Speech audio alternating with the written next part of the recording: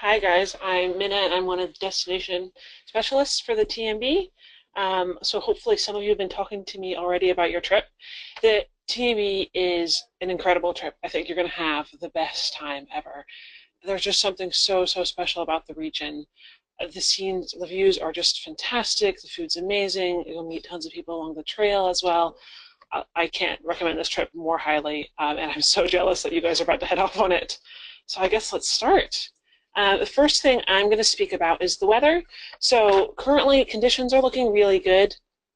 If you go one slide next, you can see, so every day I would recommend checking the weather forecast just to see what you're up against each day. If you can see that, if you see the blue line, that's where the freezing temperature is. So if you see now, because we're heading into September, of course it's getting a little bit cooler, especially in the evenings. So you can see that around 2,500 meters, we're actually starting to look at freezing in the evenings. Therefore, I'd say, pay attention to the weather forecasts. There should be no snow out on the trails. However, now that it's reaching freezing at the sort of highest levels of your walk, there is a chance that you might get some frosty ground. So please pay attention, bring your hiking poles with, make sure nothing's too slippery. Again, snow shouldn't be a problem yet, but as we are entering September, there is a small chance that there could be a little bit of snow on your higher passes. In the valley, though, you'll be absolutely fine. Just make sure you bring enough layers with. So we go our next. We have some pictures from the webcam, what the trail's currently kind of looking like in the last couple of weeks. So these two pictures were actually taken a few weeks ago now. As you can see, it's very beautiful weather, very sunny, very clear, so perfect walking conditions, really. If you compare this to yesterday, I believe this was, it's not so great. So as you know, the weather can change very quickly when you're up in the mountains, the more exposed areas. So this is the perfect example of why you should bring layers and be prepared. So yeah, bring waterproofs, bring warm layers, but also make sure you're protected for things like sun exposure as well. Because as you'll see a few weeks ago, it was brilliant sunshine. So as you can see, yeah, these are in the valleys in Courmayeur, so quite cloudy as well. So just, as Minna said, with the kind of freezing weather too, just pay attention, be very careful with where you're going, and take your time as well, just if there are any visibility issues like that. Yeah, we've actually had some mountain storms recently. Yeah. So just, yeah, really double check the forecast. If you see that there's a storm coming in, let's say, the afternoon, maybe plan to start your walk off a little bit earlier just to avoid the rain. So far, there's only been one day in the season that weather's been causing havoc a little bit. But otherwise, everyone's been able to walk. Everyone's been able to get to their huts, to their accommodations. So again, it shouldn't be a problem. Just plan around the weather a little bit and be sensible. And that one day that it was kind of problematic, everyone, called in, and we managed to get transport for them, and we managed to get them to continue the walk, the next day and stuff. So it's not an issue. But with the weather, just there we have some forecast websites there that you can check out. Check them out in the morning or the day before, preferably, really, so you're a bit more prepared. And you can get information like that sometimes at the tourist office or at your accommodations as well. They're usually very helpful, and they know the region very well, so they'll know exactly what to expect. Really. And in your info pack, you got an alternative transport guide. So even if it's not because of weather, if your knees are hurting, if someone doesn't want to walk, there are alternative transport methods. It really depends on where you're starting from and where you're going to, but for the most part, there are buses and taxis in the area that you can kind of get in moderation. I think that you can't expect to be able to be transported every day. However, there are options, so just check your alternative transport guide and what we recommend for each of those days. Yeah, it's important to look at that actually, particularly if you are heading out in the next few weeks in September. They can be a little bit less frequent, some of the buses or chairlifts, so check that out just to make sure that you're not expecting, excuse me, not expecting a bus to be running when it's actually no longer running anymore. So just make sure you plan ahead with these things and make sure you have that guide printed out and before you go. So. There you go. Just water. Yeah, I'm gonna have a bit of water. I might just jump in for If Rachel that's then. okay. Yeah, I'll jump in. So just some basic sort of information about what a self-guided walk is. So I'm assuming all you know is we've booked your accommodations for you. If you wanted baggage transfer, we've booked that for you as well. You should be you have your maps, your guidebook to the ready. So it's really up to yourself to get from point A to point B. But if you do have any questions, we are on hand to answer any of them. So if you get lost, if you get confused prior to your trip or during, we're really happy to get in touch and answer your questions. So just please don't forget to pick up the phone because we can answer your questions if they do arise. Uh, yeah. But yeah, even though we're just a phone call away, if you're on your trip and self-guided, you do have our support here. There are, as you can see, some really great reasons to do the trip the way you are. Kind of more autonomous, more flexible, and most importantly, go at your own pace, which we mentioned before. It's really important just to not stretch yourself too much. If you have any hesitations or you're a bit worried about anything, as we say, we're only a phone call away to help. But the thing about the TMB as well, and self-guided TMB, is that you're going to have an amazing sense of achievement. At the end, we're both incredibly jealous that we can't do this with you. And you're going to meet amazing and very interesting people as well, particularly if you're in the mountain huts and sharing your accommodation. You're going to have a lot of stories at the end of your trip, I'm very sure. And most of all, don't worry. It's important to pay attention to where you're going and have your wits about you, but at the end of the day, it's relaxing, enjoying the walk. It's a very popular trail and very clearly marked, so you'll be absolutely fine. Yeah, you'll have sort of yellow arrows all over the place. Also in the mountains, actually, they usually mark the time that it takes to walk where you're going to, not the distance, just because you're walking at an altitude. Usually the distance people don't take in consideration the ascents and descents. So it's surprising how accurate the estimated times are. So you just keep an eye out and be like, okay, it says 2 hours to Trient or wherever you're walking next.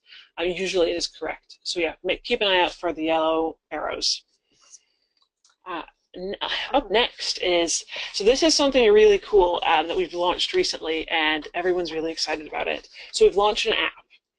You can download this app at any of if you have an Apple, you do the Apple App Store. It's just called Max Adventure. You can download it for free. If you go under tours and then all walking tours, type in Blanc, you'll find all the Tour de Mont Blanc routes. You can download these offline so you can follow it. So it's like on Google Maps where you just follow a blue line with a little red dot on it, and that'll be you walking. So if you do have any hesitations or concerns about getting lost, this is a really, really useful tool to have with you because you can just double check to make sure you're going the right way. So it's so easy to use as well. Yeah, absolutely. It's really user-friendly. So I was a bit scared of it at first, but it's absolutely fine. No, yeah, so definitely recommend downloading it because it can make it a little bit easier if you want to put away your maps and your route notes and just just walk the trail with kind of double checking on that. You should be absolutely fine. Yeah, good reassurance. Yeah. So we're going to answer some questions. So these are sort of the most frequently asked questions, and then later on we'll get on to the questions that you sent in to us. So one of the most popular questions, I'd say, is people ask about the huts and what they're like, and are they going to be crowded? Are they going to be smelly? The huts are amazing. I am such a supporter of the huts. There's nothing better than, you hear me some lovely pictures of the huts. There's nothing better than seeing the sunset from the huts and see the sunrise and the sense of sort of camaraderie you have up there. And all of you sit down, have dinner at the same time, share war stories or success stories, moments you really enjoy with your other fellow walkers. Sit up there, have a lovely home-cooked meal, a beer, and just relax. Have a great, the huts are going to be amazing. You also see some pictures there what the rooms look like. So depending on what you've been booked into, you might have a private room, you might have a 4-man dorm, you might have a 12-man dorm. It's quite varied. All of them are incredibly comfortable, and it's really just part of the experience. Yeah, people often say that it's the highlight of their trip is actually being in the huts and meeting all the different people and getting tips and sharing war stories. Hopefully not too many of them. Let's go to the next. Another very popular question is about mobile coverage. Understandably, you do get coverage in the mountains, believe it or not. it can waver. Maybe at times you'll look at your phone and it won't be there, but don't panic because in 10 minutes or so it'll be back. And particularly when you're in the bigger towns, there'll be Wi-Fi there that you can use too. Um, but yeah, if you are using the app, as we mentioned before, make sure that you download all of those maps offline before you go. Don't be reliant on doing that when you're there, just in case you can't find anywhere with Wi-Fi. So just be prepared for that. But yeah, plenty of phone coverage. Yeah, and nowadays phones are so clever. Like you can do emergency calls even if you have no signal. Yeah. So hypothetically, you're on the trail, you fall over your ankle, and you can't walk anymore. You can do emergency calls, so you can call the French emergency services, and they can arrange for a pickup for you. Please make sure you have insurance for that. Do not, like some of these trails are in the middle of nowhere, and if you have to be heli evacuated out, then please make sure you have insurance. Um, yeah, so getting transfers. If you look in your route notes at the bottom of each day, you'll have sort of transport options. Please be aware that because you're going in September, it's kind of a fringe season. So as we've mentioned earlier, things don't run as frequently, or you have to kind of arrange sort of other services. But all that information is in that section. So just please have a look and read through and make sure it makes all sense to you. If it doesn't, just give us a shout and we'll explain it. In terms of how much money to take with you, again, very popular question. We kind of discussed and thought about €30 per day. You're going to have your food covered for you for the most part. Except for lunches. Except for lunches, yeah, sorry. and your nights in Courmayeur and Chamonix. So when you're in the bigger towns, you're going to have so many different places to choose from. So we thought there's no point in us covering that for you. You can go explore and find some amazing food there. But if you're just going to be buying your lunch during the day and having your dinner provided for you most nights, probably €30 per day should do you, to be honest. Yeah. I mean, with crampons, no, you don't need to take crampons. There should be no snow on the trails. So yeah, it's just extra gear to carry, which really isn't necessary. You could probably hire them somewhere Yeah, if you really, wanted to, or if you wanted, because there are glaciers in the area as well. I mean, if you really wanted to go do something more adventurous, I'd recommend getting a guide, and renting gear there. Means you don't have to carry it. The foods in this region I really enjoy. Can be kind of typical Savoyard type food in the French area anyway, so lots of potatoes and bread. Cheese, of course, don't forget the cheese. Dried meats. Meats, yes, all very hearty, very filling, and exactly what you want at the end of your long walking day. So the food is great. And your breakfasts are usually just bread. Yeah, it's bread and cheeses and meats and jams. A lot of the stuff's homemade as well. Well, I say the jams. The jams will be homemade, usually. A lot of the vegetables grown locally, so it really is kind of a back to basics, but in the best kind of way. Yeah, and you can get food or lunch along the way. Sometimes in refuges, you can often pick up your lunch there. But I don't know about you. I like to be prepared and have some snacks in my bag. Just you never know when you might get hungry.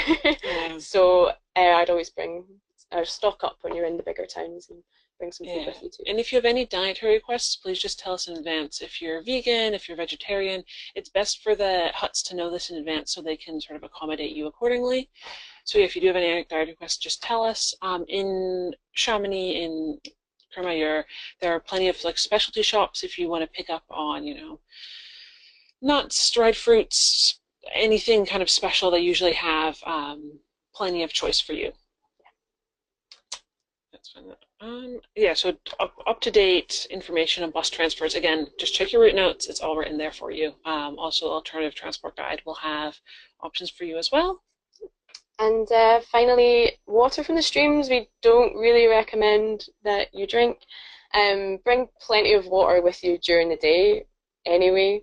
Always better to have more than not enough, for sure. So just recommend bringing lots and lots of water with you so that you wouldn't need to top up from the streams. It shouldn't be necessary.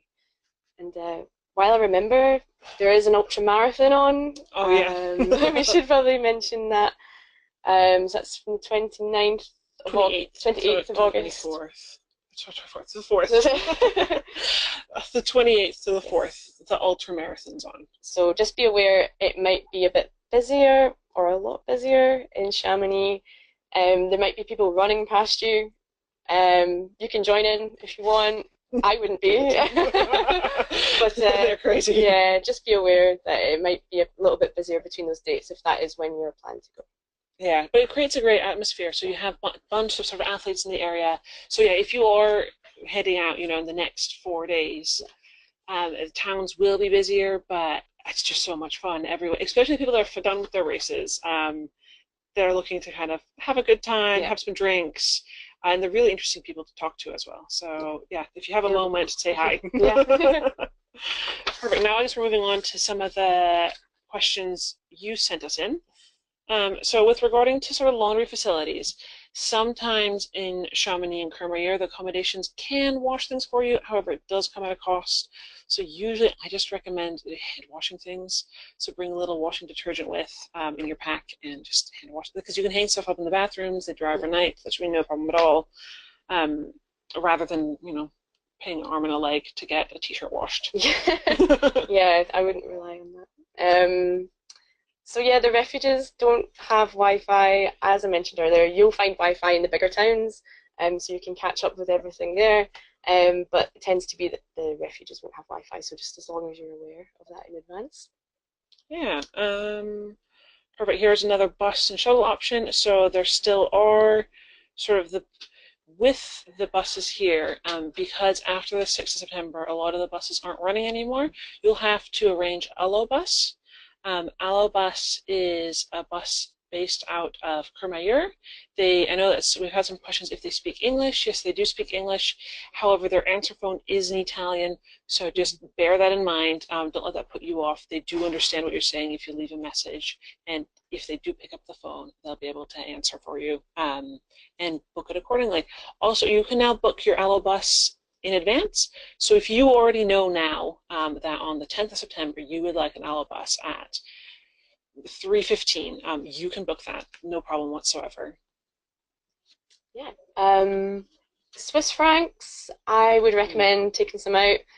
There might be places that take euros there, but I think it's just better to have francs. Yeah. Well, they do take euros, but they give you a very bad exchange rate. Okay, so yeah. So if you're looking to pay double, it's in your best interest to bring francs, and also on the transport they might want francs in change, so it will just make life a bit easier, I think, if you just take out some francs in advance. You can let them out at Geneva Airport. So there's a cash machine at arrivals. So if you're sitting there waiting for your transfer, you can let out your francs in the meantime. Clear in advance. Let's see here. How many euros you need? So this, I guess Rachel's already answered this. About 30 a day, give or take how many beers you want to have. But yeah, maybe take a little bit more than that. You should be fine with 30. Yeah. And in terms of your altitude sickness pills, they won't be necessary. You will be going quite high up at times, but not to an extent that you'll have any sort of altitude sickness, so you should be absolutely fine.